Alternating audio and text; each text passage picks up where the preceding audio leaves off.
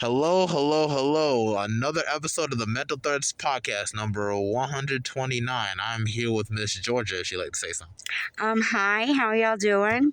Yes, Miss Georgia is, I don't want to say she claimed, but she actually lived life as like a Navy, not a Navy SEAL, you're just in the Navy. I was just in the Navy. Yeah, I was supposed to be an aircraft mechanic and got hurt, so they put me into the offices doing dispersing of paychecks and processing recruits going in to serve during the Gulf War and nuclear recruits. And how long ago was the Gulf War again? That started in the 90s, and that went on through 96. And who are we fighting again? Because when I hear Gulf War, I'm like, why are we there again? Right. My understanding was we were fighting Saddam Hussein. That's when that went through, when Bush was president, and he was like, they have the nuclear weapons. The yellow cake. Yeah, and, we never found it, and we spent, 15-20 years over there, and then it went into the Iraq conflict, and we spent another 20 years there. So I'm just glad our boys and girls can start coming home a little bit, but now we've got Ukraine, so. Oh, okay. Yeah, it's always there's always something, we never have like a time of peace, or it's like, do we always have to be beefing with somebody? I think we're always, either taking up for the smaller guy, like somebody's bullying them, or we're just kind of like, nobody else will do it, so we have to step up, is the way I kind of feel. My husband and I were talking about that last night, and I said, sometimes I just wish we'd take care of at home first, If your house isn't clean, you can't help other people. Yeah, no. Is the way I kind of feel. Yeah, but I don't know. I feel like even with this country and everything, because it's like, I don't want to be like, look down or anything, because I do appreciate what the Navy's and the Army does, because it's like, y'all fighting, to keep, democracy, free here or flow here in the Americas. That's a lie. People are literally, I don't want to say forfeiting their life, but they're risking their lives just to make sure that we're safe and we can live by the ways that we live by. Whether if people have different opinions, different lifestyles, or whatever. This is the land of the free. Although there are some things that kind of contradict that to a certain degree, it's still pretty free compared to China or North Korea. So it's like, Oh, we got it made in that aspect. Yeah. The one thing I guess I want people to understand about the armed services, regardless of which branch they go into, they signed a blank check for their life to this country saying, you know what, I will die and protect what we have. Regardless if they served in war, they still sign the same blank check as everybody else. So, I had an old World War II veteran back in the early 90s say to me, I was hurt and I was at the VA hospital, and I never went because they always said, I always felt, well, that guy doesn't have an arm. He actually saw combat. And this gentleman, Mr. Posse, said to me, honey, we're all in the same boat. And that's when I realized, we are. They suffered much more harsher circumstances in the military than what I did, or someone that was in during a non-conflict time. But we all said the same thing. We all said, yeah, we'll do whatever it takes. Oh yeah, no, it's fine, because it's I also got, I think, a cousin that's my cousin's in the Army also, and he's stationed in Texas right now. He's 18, which is crazy. You see them as babies and everything, and now they're going to fight for our country too. And it's it's just, I feel like if they had to do the whole draft thing, where they had to take the oldest son out of the house, I would definitely step in, because I wouldn't want my brother get in the Army. I'd rather take me over him, and he's pretty athletic, because he'd be built for the Army. But it's just I just really couldn't fathom a world where it's I had to bury my brother. They had to tell me your brother has passed on and everything. You watch movies I bring up movies like Saving Private Ryan and and stuff like Miracle to St. Anne's and everything. So that's that nature. It's a pretty scary environment. It's just some people don't even get to actually shoot anybody down. They're just going there just shot down and just mowed down by bullet holes. Yeah. Like you literally signed your life up and for nothing, essentially. You know, just like you see things like that, especially for African Americans sent into the army, and like, you know, it kind of makes me kind of like I can't trust that. You know what I'm saying? Well, what I can say is, and I completely understand that because my son, who is 26, just went into boot camp in South Carolina in Jackson right now, and he was living in Arizona, and he said, you know, Mom, which is basically why I joined. I just had to get my head out of my behind to get myself straight. And that was the best choice I ever made. And it was time for him to make a choice in a direction somewhere. You know what I'm saying? And he, like, his father was in the Navy, his stepfather was in the Army, his uncle was in the Navy, his cousins in the Army. I mean, so we've always been some sort of military attachment, you know. But it's, you know, I got to see a lot of the United States. I got to travel a little. I traveled more outside the military, but, you know, yeah, it was good time. Yeah, no, I bet it is. I felt there's some positives with it, you know, like, you know, they teach how, like, combat and everything of that nature, right? Correct? They teach you combat, right? They do not teach Navy people so much hand-to-hand combat like they do the Army and the Marines, because, you know, we're on a boat, we're on a ship out to sea.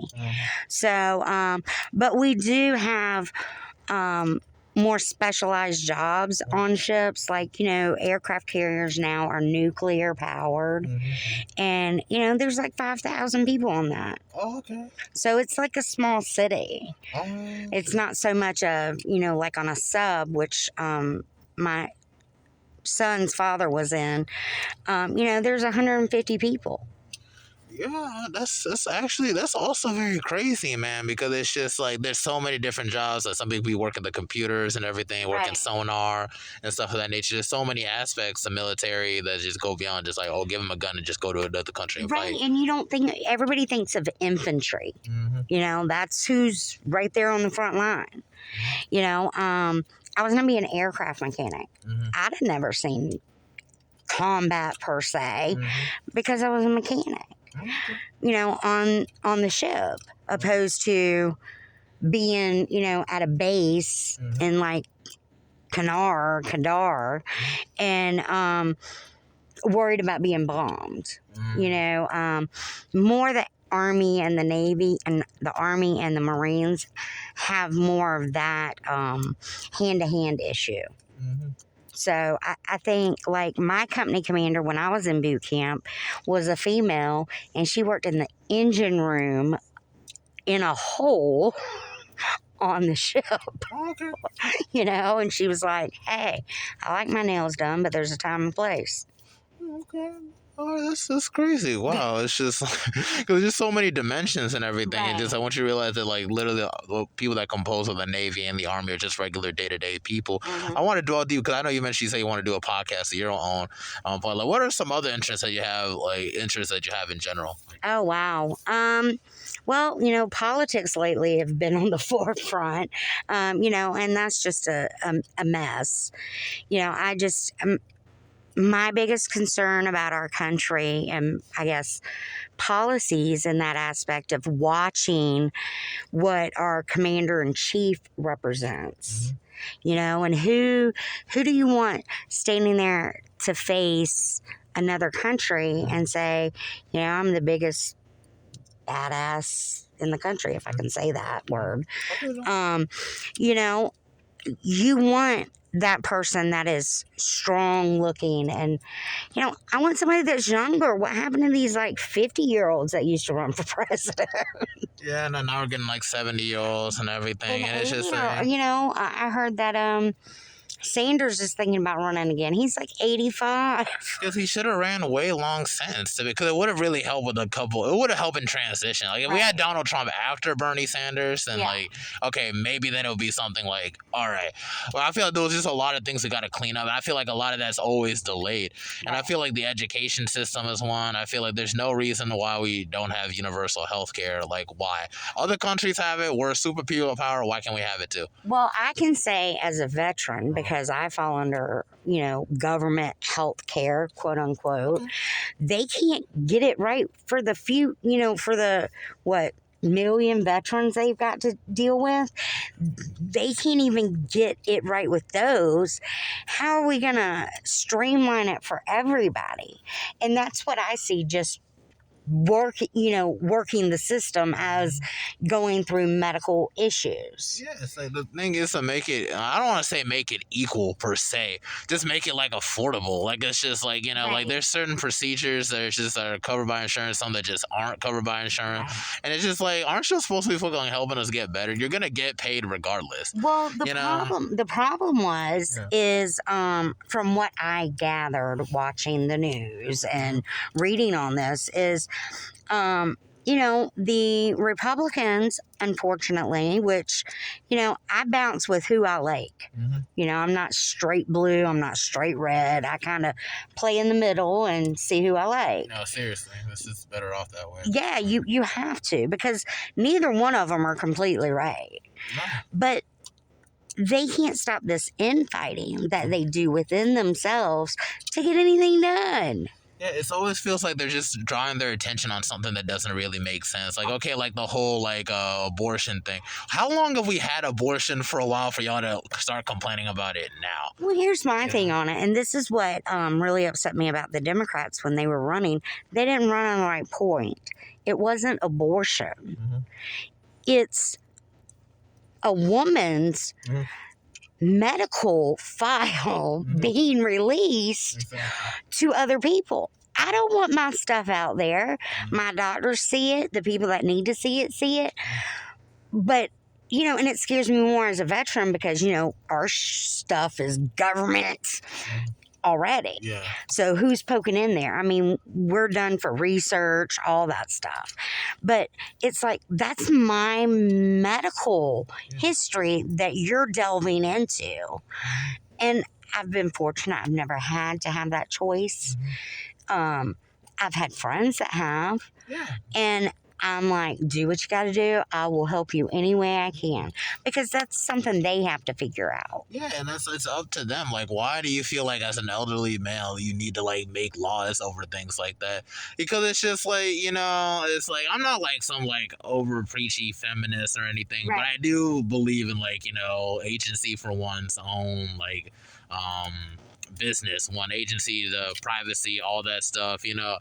If she has the funds to actually fund said abortion, one, and they got actual experts on it that can help have a safe one without it being if it's advanced to this point where they can make it safely, Right. what is the issue, really? Because it's it's just, I don't know. It's like, I'm a male and everything, it's just, I don't feel like that's my place, personally, to say who lives however they want to live or whatever. And that's not my place to say, oh yeah, you gotta wait until you're sexually assaulted to do this, or you gotta wait till this happens. Right. It's like, why do you have to wait for someone to get violated for them to do something? Right. And It's then just, now they're even saying if you get violated, I had a girlfriend many years ago get raped in New Orleans. Yeah. She had the child. The child has done beautifully. But to this day, she knows nothing about her father, no medical information, and she was at the time, a 22-year-old in college. That's sad. What do You're you basically do? a baby at that point, too. Right. I'm 24. I'm thinking, wow, we really are just kids that are just kind of overgrown when you think about it, and we're trying to really make it in this world. So it's like, that 20-something, that's a very vulnerable time because, especially if you haven't been exposed to too much and everything, Right. you can't really be able to pick up who could be doing something facetious to you or something messed up. So it's just for her to even, that's truce to her, man. Gold medal for her for raising that child and everything, and the child to be okay. But that's very embarrassing to know that you're pretty much spawned off of something like an assault. An assault, exactly. And how does that affect a child, mentally, knowing that? I mean, most people that adopt children don't tell them until they're older so they can comprehend it and understand it. Yeah. But if you're a child of rape, or God forbid incest, and they're saying to these young women, that don't have the ability to make decisions as an adult yet, that they have no say. I listened to a representative the other day on The View, believe it or not, and she was like, when I went in, because I had been raped and I was pregnant, they told me, you're not be on welfare, you're not be on food stamps, you're going to do this, the child's not going to have a good life, blah, blah, blah. She goes, I walked into another room where there were white girls, and they were given all these options of what they could do. Yeah, man. Yeah, there's a whole lot of racial stigmas and profiling that comes with, like, you know, there's always like a black and white thing for like us, but it's like it's really like not even just black and white in terms of just like, oh, the skin color, but even the experience. It's like day and night type. There's no gray areas anymore, and everything is not black and white. And if you feel you have to live in that box, you're gonna lose rights. The issue I see is like they need to have younger people in office. Like Andrew Yang, I wanted Andrew Yang to get in office so bad when he was like running, because it's just like he actually explained what the issues are. Y'all blaming it on like, oh, it's the immigrants, it's this, it's that. No, times are changing, jobs are changing. I had to look for a job so long and everything myself. I graduated out of North Carolina Central University at a business school and everything, and I thought everything was gonna be so dandy because I graduated near the top of my class. And in a sense it was like for my job at DC, sadly I had to stay in Charlotte due to some other issues and everything, and it was so hard to find just a good job in Charlotte as it is, you know, because the job market wasn't as open. Now it's like I'm going to be in this program that might hook me up like with an internship with like, you know, that field and everything, you know. God, thank you God for that. But it's just like at the same token, it's just like he actually knew a way to actually like, you know, benefit the country. Right. That the Andy was a little bit younger, he could probably understand like things going on in the modern times compared to where somebody else doesn't really get it. Yeah. And I feel like I'm not trying to like get at Joe Biden for anything, but it's just like, dude, it's like you're at a stage of time where you're lived through several different decades.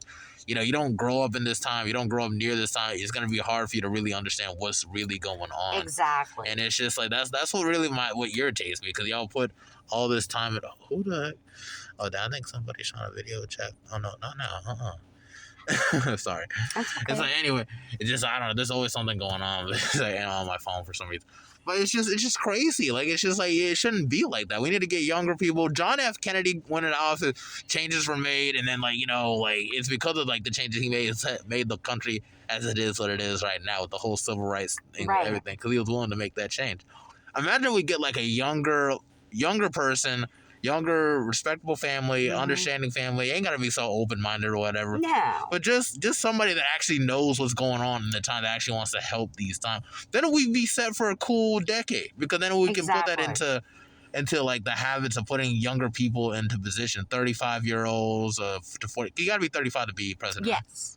Yeah, it is. Wow, that's like right around the corner. That's like 11 years away from me, my age. I'm 24. So. I'm not talking about it. I'm 49, so I've slinged past that one. No, seriously. But it's like literally they need to get people around that age group. At least 40. I can do 40. I agree. Like, you know, 40, 45, even 50, because they're still a Gen X. Yeah. They've lived with the baby boomers and the millennials. Yes. So they kind of understand a little bit of both. Not everything, but they've got a feel for it. They can bridge the gap. Right. There's no gap bridging now. There's none. And I think, you know, with parents trying to teach morals and safety and all that growing up and respect, you know, when you have people that are running for office calling each other names and like 5-year-olds at the playground, and if you don't play this way, I'm going to take my ball and go home. Yeah. It's ridiculous. What does that show other countries about us? I mean, it shows exactly what they need to show. I mean, that's basically the state of our country. We always push for representatives, people that we think reflect our values and everything, and then they make like bumbling fools out of themselves, and then we like, you know, be trying to argue about it side to side, and then you got people storming in the White House. Like, what was the point in that?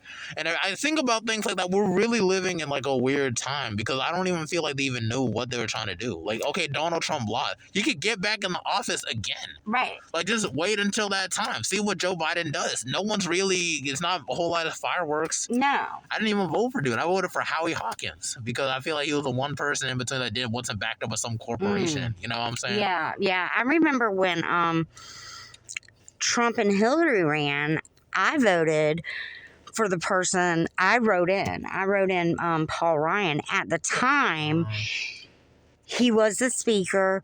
He held himself with a certain distinction. You know, he didn't stay in office long after that. He got out because he saw it was getting crazy. And he's like, I got kids to raise. I can't deal with all this. Yeah, man, it's just too much. And the fact that it's like even like government, like not your government, like even applying for office or running for, it's just now it's become just ghetto now. Where it's just like where people start like insulting people in the most obnoxious person. Like I just talk about it like all the time. It's like, you know, Americans, we don't really vote for like presidents or anything. We mostly vote for things like American Idol or something like that. Right. Like we're very like commercial on that end where it's just like, you know, I think it's starting to bleed into the presidency now. It's all about representation, never about policies, never about like what do you want to see the future be in the future. And I don't know. If we're gonna do it, hey, if we want to do it like American Idol, let's put them on a Stage. On a stage and let's do something. Let's show me how you negotiate. Do you throw a tantrum and run out of the room? Well, that doesn't get us anywhere. Do you talk and try to see both sides and come to a compromise somewhere? You know, I just want some compromising going on. Yeah, no, seriously. I feel like we're at a weird crossroads right now, you know, it's like, you know, a lot of the morality of America is really just put into jeopardy where we really don't know exactly what type of America we're trying to be. And I feel like it's just two different sides where people who come from poverty, people who really like have more of an understanding of how things are going on, this new generation, you know, like, you know, the gender, whatever, it's just like gender fluidity, whatever the situation is, and that scares some people. And then some people, it's just like, okay, whatever, it's their life. Why do I got to dictate other people's lives? And then it's just like, you know, so there's like a bit of fear on both ends. But it's like, you know, my outlook on the situation is that everything's gonna change, whether if it's in your time being alive or not.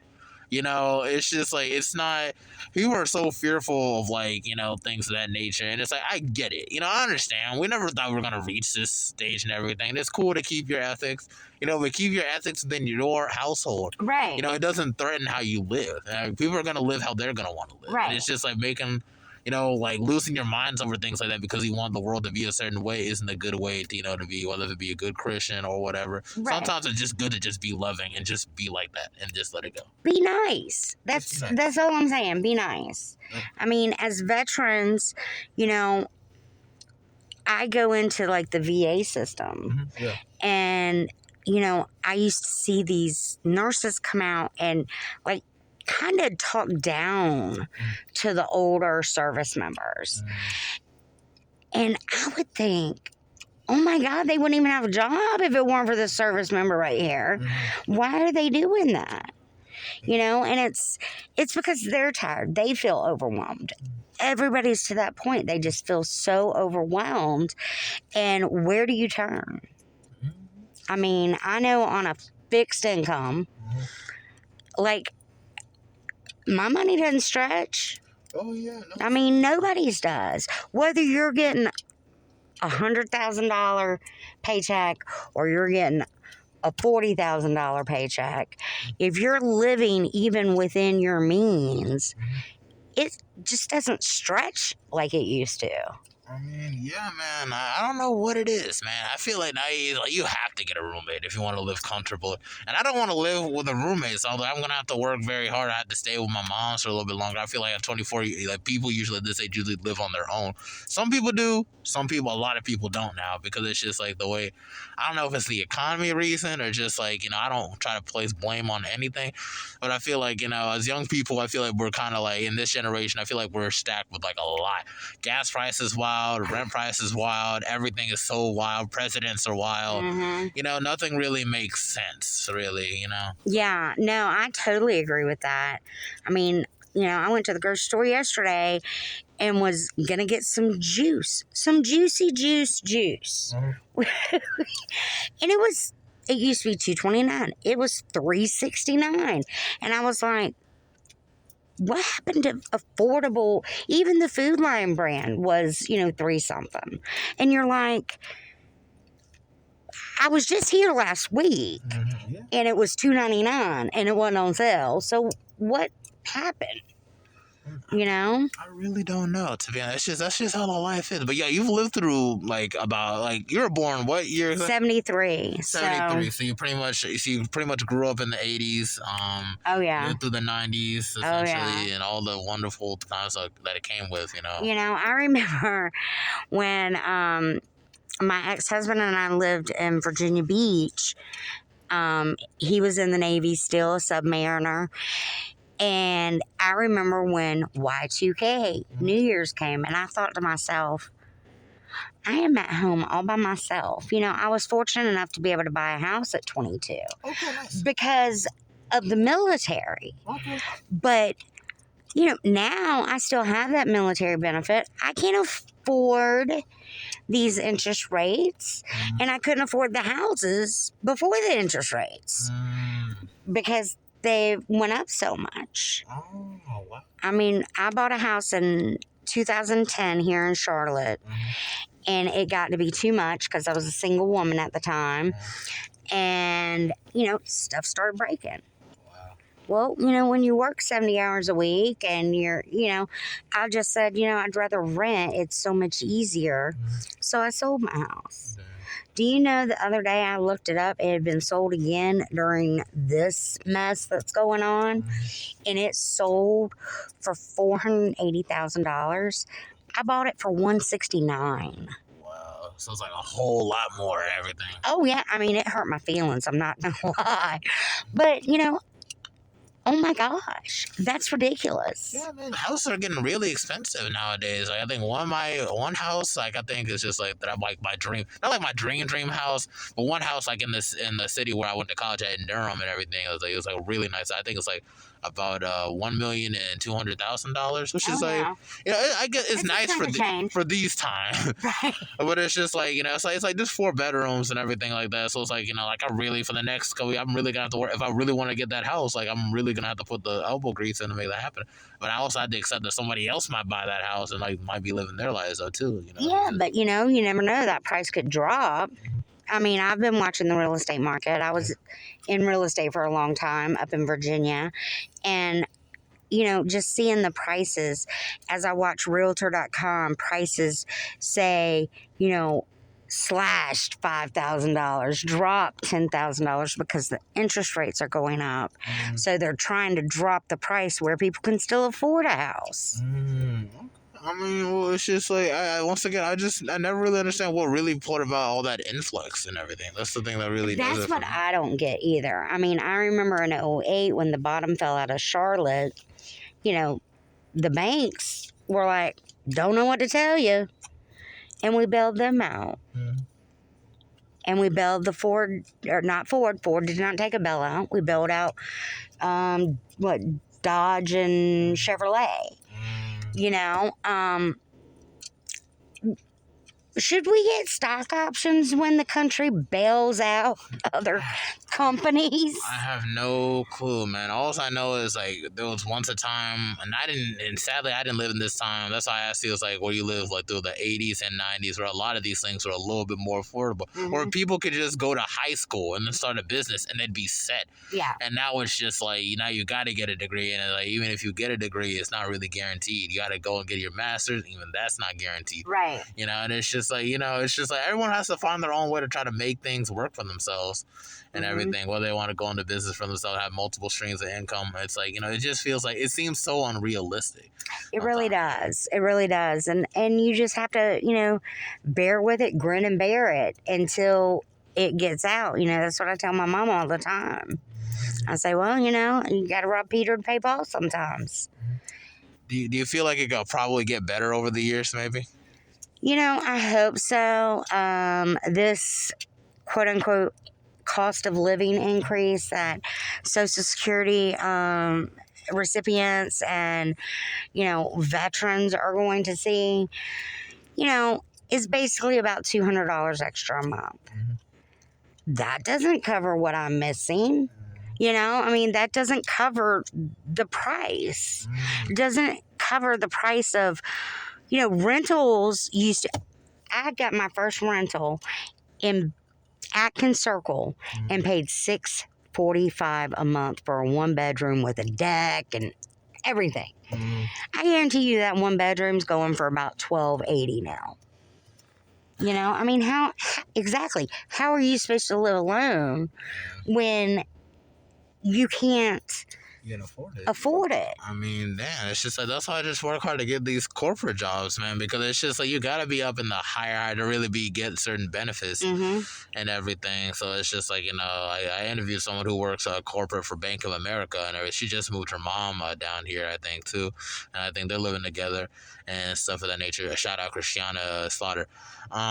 Christina Slaughter, sorry, getting people's names mixed up. It's all good. But it's like, yeah, that's why I just want to ask, what was like between decade to decade, from the 80s to the 90s to the 2000s and the 2010s? Like, what are the differences? Oh my gosh, I can say that the 70s were just carefree. You rode in the back of a pickup truck on the tailgate with your feet hanging down and nobody said anything to you. You'd have a truck full of people and nobody'd say anything to you. I don't even think you can do that now. In the 80s, again, carefree. That's when they were letting them write off interest charges to credit cards on their taxes. Okay. So that's why everybody went credit card happy. The 90s, I was in high school and college, and it was amazing time. Oh my gosh, that's why I had to join the military. I had to get my head out of my bum. I was having too much fun. I bet it was. You got hip hop and everything. I bet the college parties were crazy. This is before social media, so it's beyond the whole pettiness or the softness or anything. I bet everybody was just chilling, just having a good time. Oh my gosh, if social media would have been around when I was growing up, I don't think I would have survived. My parents would have definitely caught me, and we were going to the movies. Yeah, well, we were outside the movie theater. But we didn't go in. You went to Taco Bell and hung out. I don't think kids have any place to really go anymore. Yeah, we do. We go to day parties and some parties here and parties there, but it's just everybody's just more focused just on being there and then taking pictures to say that they've been there and everything, So it's just finding time, because we know everything's so expensive now. Finding time to really just revel with your friends becomes a bit of an issue. That's one of my biggest problems now, because it's I got this job. I work from 10:45 to 7 a.m. and everything. I was a care associate for Novant Health, so it's when I go home, if I sleep early, good. If I sleep late and everything, then it's I have to be late for work. You feel like you're It's just trying to catch up all day. To the next thing. I always keep myself busy with the podcast thing, and then it's I want to get back into doing music again, and then it's I want to be able to get up with a year up to go take their classes at CPCC, so I'd be able to get on those corporative the corporation circles and everything. So it's a lot that we have to do to really, I'm 24 going 25 next year. So it's I feel a lot of my formative years, I didn't really get to have as much fun as I wanted to, because I had to work so much. I had to focus on school, trying to be on top of my classes. It was just a lot. I don't even remember, I'd be having fun from time to time, but it's never just the vibes of everything is just so lackluster. I remember in my high school years, I had a gas card. Gas was 99 cents. And I drove a big old Caprice Classic. So, you were getting around. I was getting around. And, it was $20 to fill up the car. Every weekend, I went to Panama City Beach, which was an hour and a half away. Because you could. You could go to the beach for the day on a tank of gas, and opposed to now, driving from Charlotte to Myrtle Beach or Charleston, Folly Beach, or wherever, Wilmington Beach, you can't afford it. I'm driving up to the mountains, which is 3 hours away next week. for my stepmom's 85th birthday. Okay, nice. And God bless her. I know. And she looks great. Wonderful. God bless her for that too. You never know. And I'm like, I had a trip to Duke for my arm, and I had this week or next week. And I was like, that's $200 extra I've got to find in my budget for gas to go to Duke for the day for a doctor's treatment and to go to my stepmom's. You know, so, you know, back in the day, you know, I said to my father before he passed, I said, so Dad, will we have a shell card this day and age? He's like, hell no. I couldn't afford it.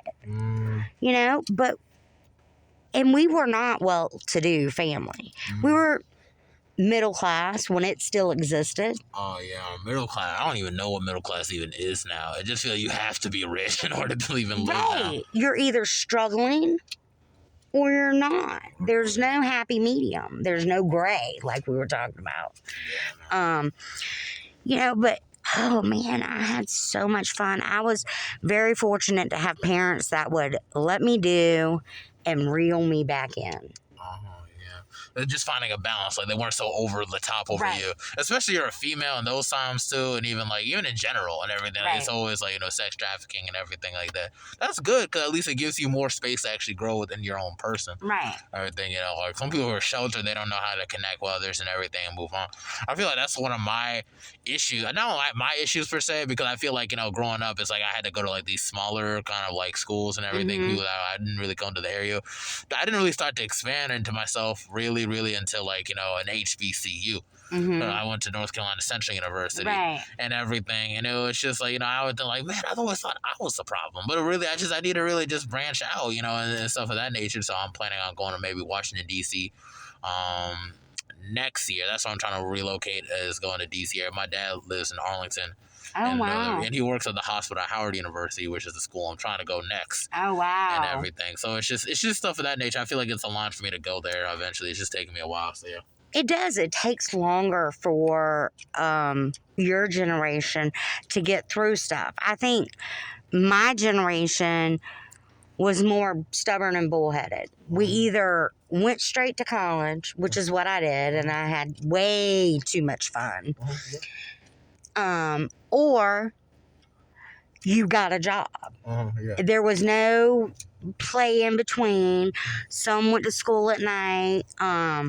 But when I got out of the military, I said, I want this now. I know what it's like to scrimp and stuff. I want more. You know? And so the VA paid for me to go back to school. Okay, nice. Which I have a degree that I've done absolutely nothing with. Oh, what do you get a degree in? I have a degree in as paralegal. Oh, paralegal. I'm certified as a bookkeeper and just general business. Oh, and you never had to get a job in that field? You just whatever? You no, tried to, well, when I was in high school, I had all my credits except 2. So instead of taking college courses, I said, send me over to the vocational school and let me get something that I can do while I'm in school to pay for my stuff. Okay. And bookkeeping has literally found me a job my entire life. So bookkeeping has always found you a job? Always. Oh, okay, that's wonderful. I mean, I recommend it to anybody. Get their little degree in bookkeeping and know how to type.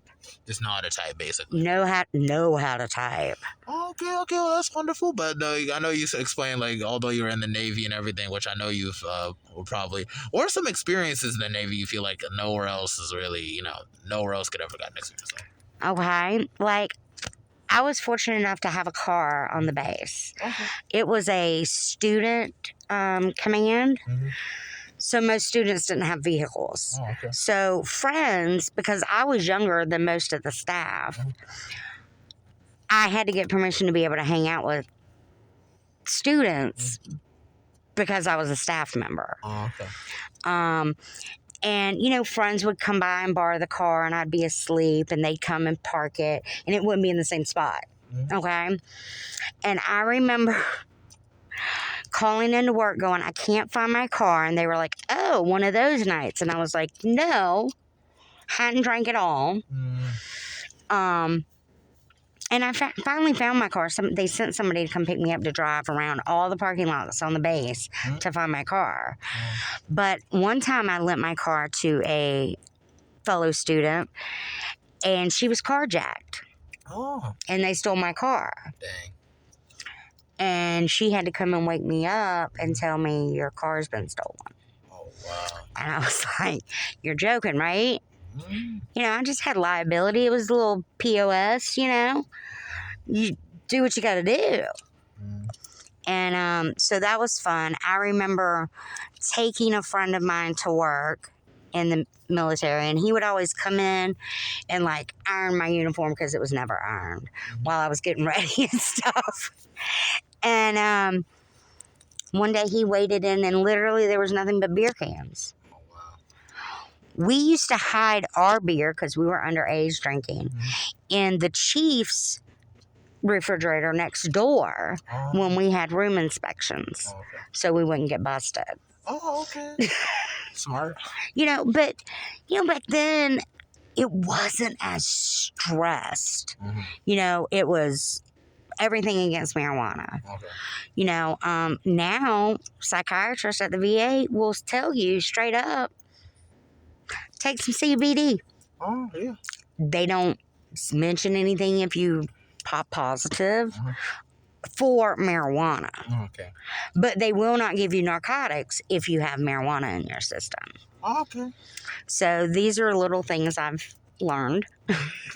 But yeah, I mean, there were so many good times in the Navy. It taught me so much about myself. Oh, okay. Like how, when you get to that point, you're like, that's it. I can't do another push-up.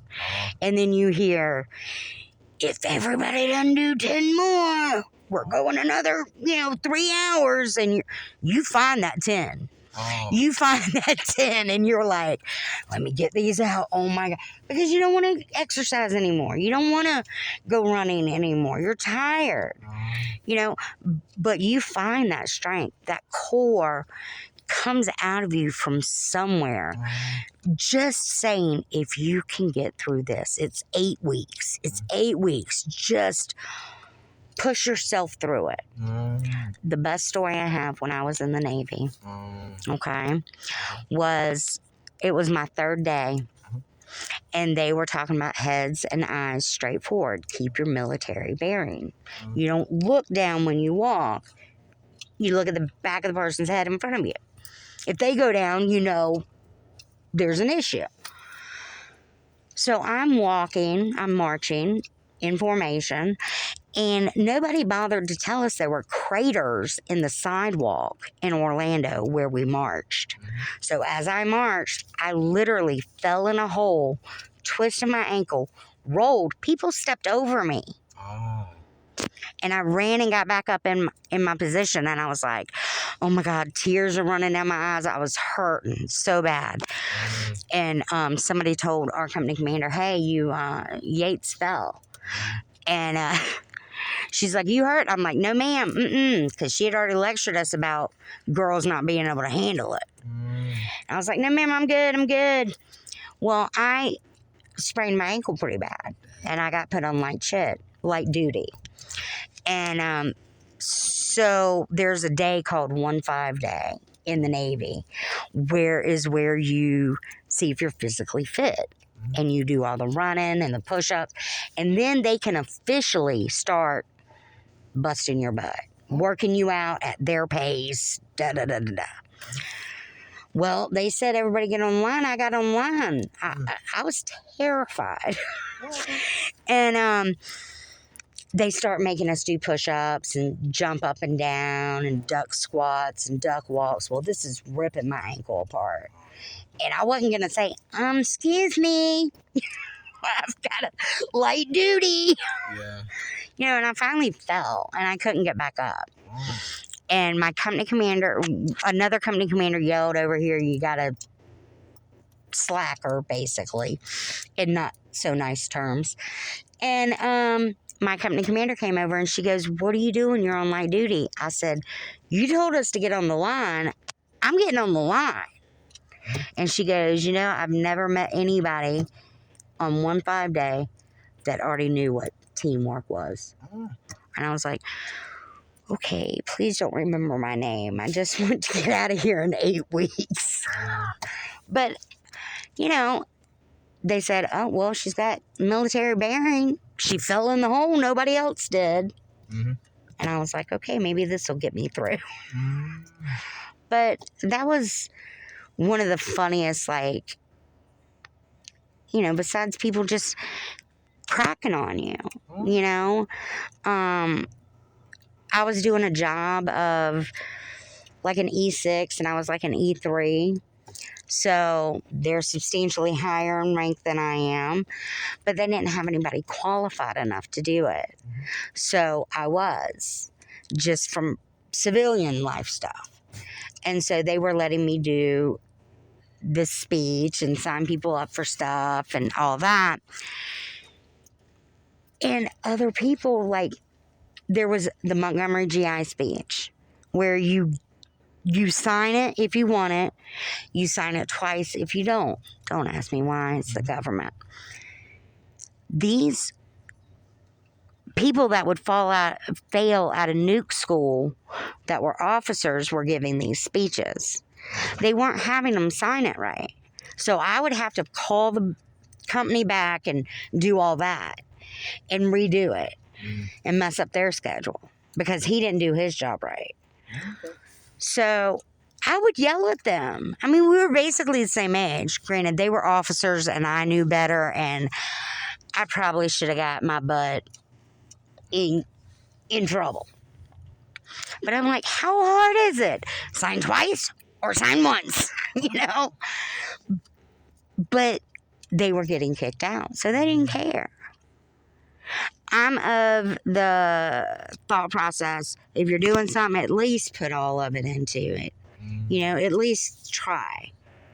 Put your best foot forward. It might not be the right foot, but put it forward and say, "Yeah, I'll help. I'll figure it out." And I'm the first one to say, "Yep, I messed that up." And I think if you can't do that, there's an issue. I couldn't do it when my mental health and my medications weren't right. I couldn't put the 2 and 2 together. And, I'm bipolar. I've got major depressive disorder. I take thyroid medication because of it. And you were diagnosed at 19, correct? I was diagnosed at 19, and it's hereditary, and no one in my family had it.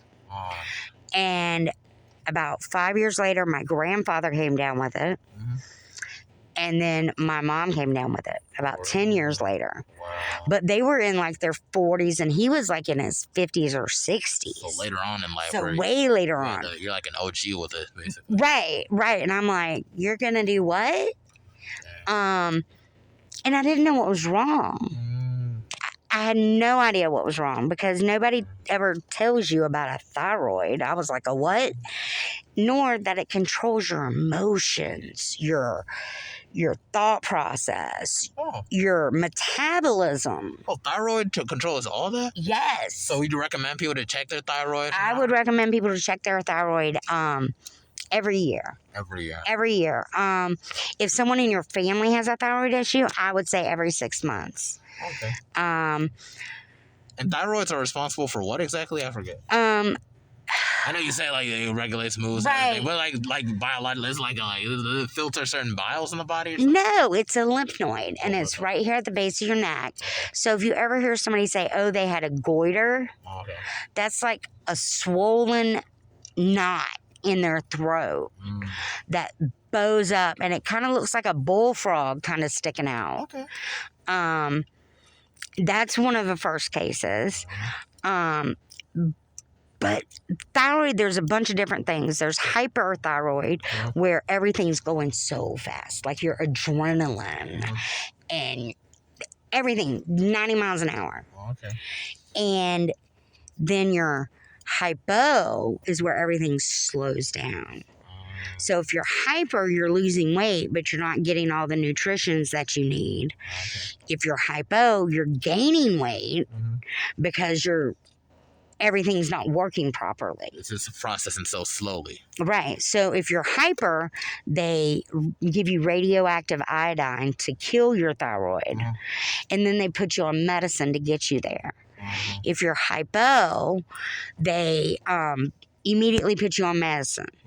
And then they see what your thyroid's doing and either go ahead and kill it and put you on supplemental medication, or they can just put you on supplemental medication. It could already be dead. Oh, that is so great. And how did this affect your life over there? Because you had it from since you were 19 and how old are you right now? I'm 49. So 49. So that's a good 3 decades and everything dealing with the same situation. And so you were 19, you were in the 90s, right? Yeah. When it first happened, I would reach, you probably don't remember these commercials, but other people do. Yeah, I was born in 1998, so not a whole lot of memories. The AT&T reach out and touch someone commercials, those would come on and I would start bawling. I mean, just crying hysterically. And don't play a Summer's Eve commercial where they're like, Mom, can I ask you a question? I don't know why, but it would just make me cry. And I always felt so amped up because everything was processing more, faster and faster. And it really messed me up mentally. I think I had my first suicide attempt at about 20. Dang, at 20. Oh. Yeah. And what pushed you to that point? If you don't have to tell me. I don't even You don't even remember. There was nothing that said, oh, it was just, this sucks and I'm done. Okay, well. And, I've had, I think, 4 or 5 more attempts. Every time that's happened, my thyroid medication has been off. And you still take thyroid medication to this day? Every day. If you don't take it and you don't have a thyroid, you will die. Wow. So it's really important for you to really do that. And I can usually tell if my levels something's off. Something's not right. Something doesn't feel right. And usually if I say test my levels, something is off. Okay, but you would recommend that it would be best to just check your thyroid, men and women? Men and women, because men can get it too. Obviously, my grandfather got it, but it's hereditary from your father's side of the family. And lo and behold, it was. Okay. I just got it first. They said that the strenuous activity from boot camp and the stress of all that is what threw it into overdrive. And I was like, oh, well, that was interesting. Okay. So stress can affect thyroid. Stress can affect thyroid. And just get it going. Or make it go, I'm not playing anymore. And it's like when I had my son, my thyroid levels changed. Every time I've had a medical procedure, usually something throws it off and you have to get an adjustment of your levels. Oh, man, I didn't know that. So, somebody could be living with thyroid problem, they wouldn't even know it. Unless they're, gaining weight hugely and they're like, God, I hadn't eaten in 2 days, but I put on 10 pounds. Okay. If you're hypo, you're gaining weight. If you're hyper, I lost 50 pounds in a week one time. And I was like, this is great. No idea that it was something that could really mess you up. Well, I know you spoke about how you're at one point homeless. Did that have anything to do with your thyroid condition? Yeah. That was another suicide attempt. Just, life sucks. I'm done. And what led to being homeless actually? Well, my liver levels got off. I had taken too much Tylenol. And that put me in the hospital for about 3 weeks. They didn't know what was causing it. I wasn't saying anything because I was like, whatever.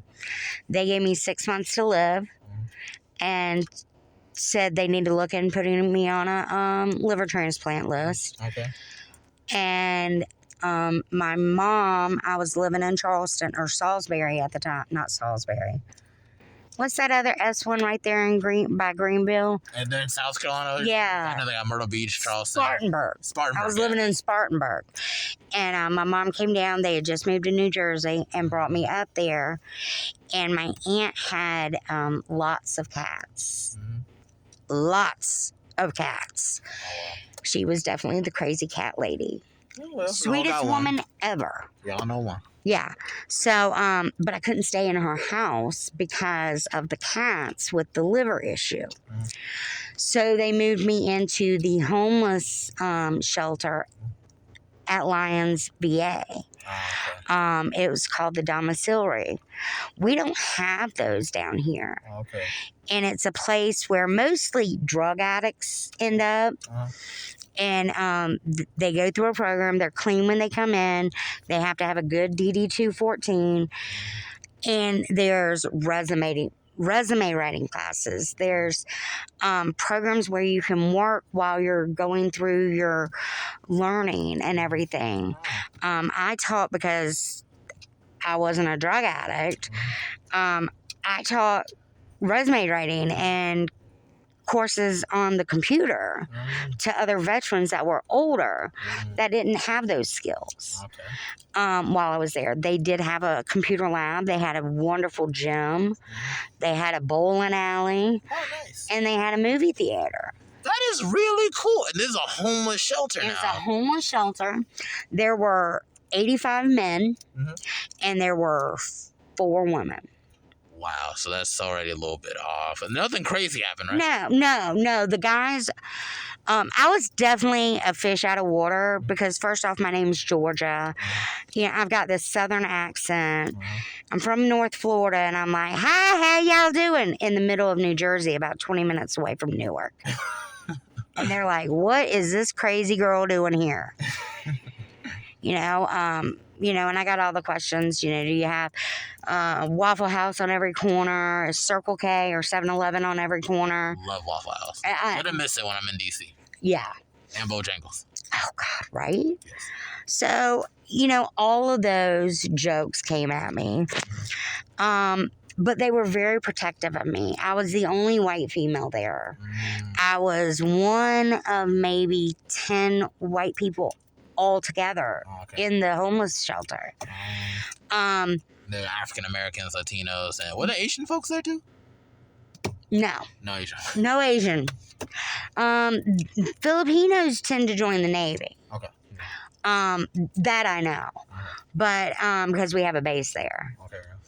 But it was definitely a fish out of water situation, but I embraced it. I said, all these people, they might have issues, but they too signed a blank check saying they would die for their country no matter what. Okay. So I looked at it like that, and they treated me like a little sister. They were great. Right. Showed me how to get around on the train. I'd never done public transportation. That's for sure. Okay. Stuff like that. But it was quite eye-opening, the different resources they have up north compared to what we have down south. So you probably need more homeless shelters like that, is what you're saying? Yeah, definitely.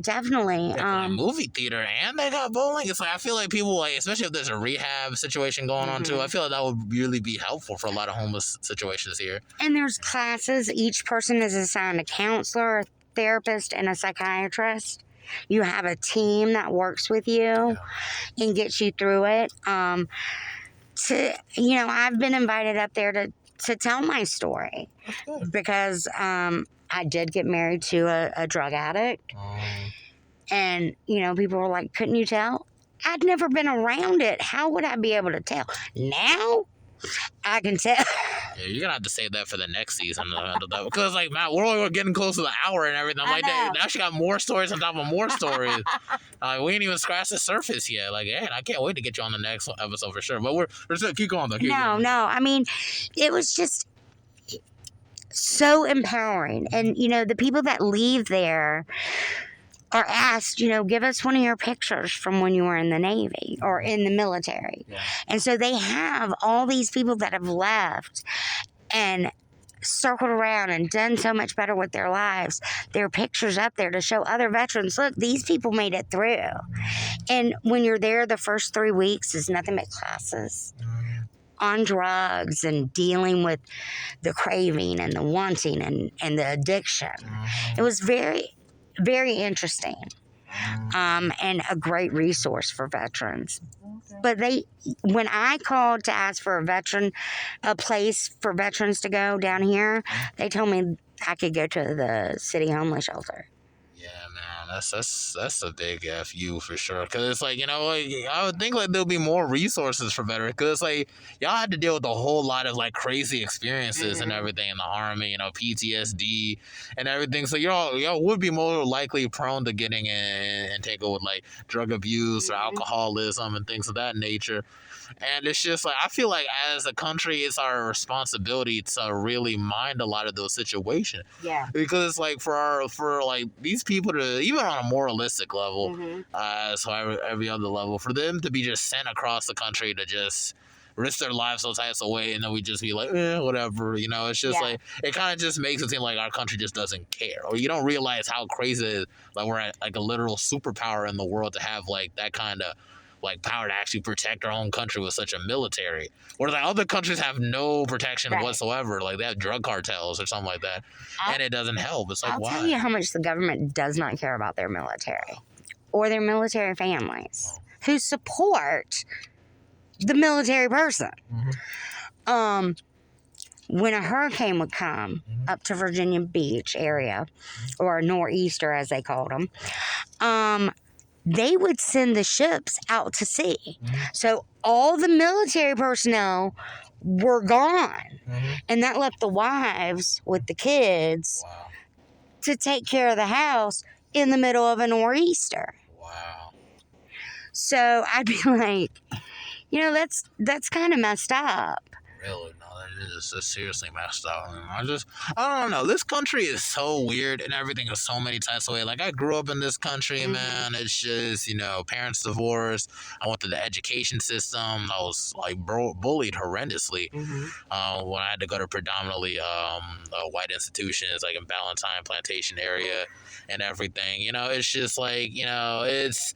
My mom's sense was just like, if they put me out there and everything, like maybe I get the best education. It's all the same CMS, really. It just depends on like what you make of it. Because I had cousins who went to Garinger, and Garinger doesn't have the best reputation, but he went from there to go to college just as easy, and then went to Western Carolina to play football and everything. Oh, wow. It's just, you just got to make it work. But I struggled after high school because I had like no sense of ground, whatever. Because everybody I was around me was just like really like either a fake friend or just a horrible person.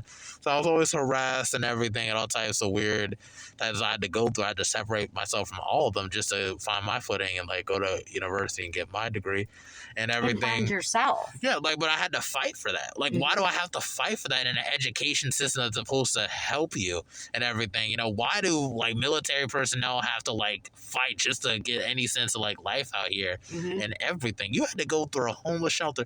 Veterans and homeless shouldn't even be in the same sentence. Exactly. Like, they should always be taken care of that should always be guaranteed when they get you. But it's like, that's just the reality of this country and everything. The prison system is completely messed up, human rights violations and everything. Military's not taken care of. The homeless not taken care of. Education system is like, it just depends on where you're at. What's crazy about the education system with the lottery?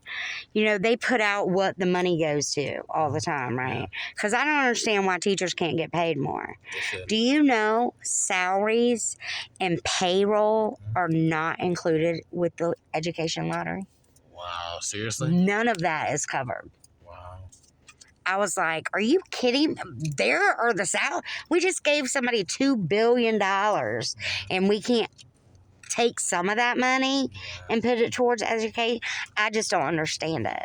Yeah, man, no, seriously. And it's just like, I lived throughout the times in North Carolina, like Charlotte CMS system, where they really kind of like segregated a lot of the schooling zones. Like after like we can go on the bus and go whatever school you wanted to, and then it was just like they just cut it off out of nowhere after 2 years in CMS. So I started from a Catholic school, like for elementary school, which was all right. I mean, they had its ups and downs, but it was cool. Like, it was smaller, but it was elementary school. Like nothing crazy happens. Nothing crazy happens in elementary. Middle school and everything, they cut us right off. Like after 7th grade and everything. 6th grade, 7th grade, got busting.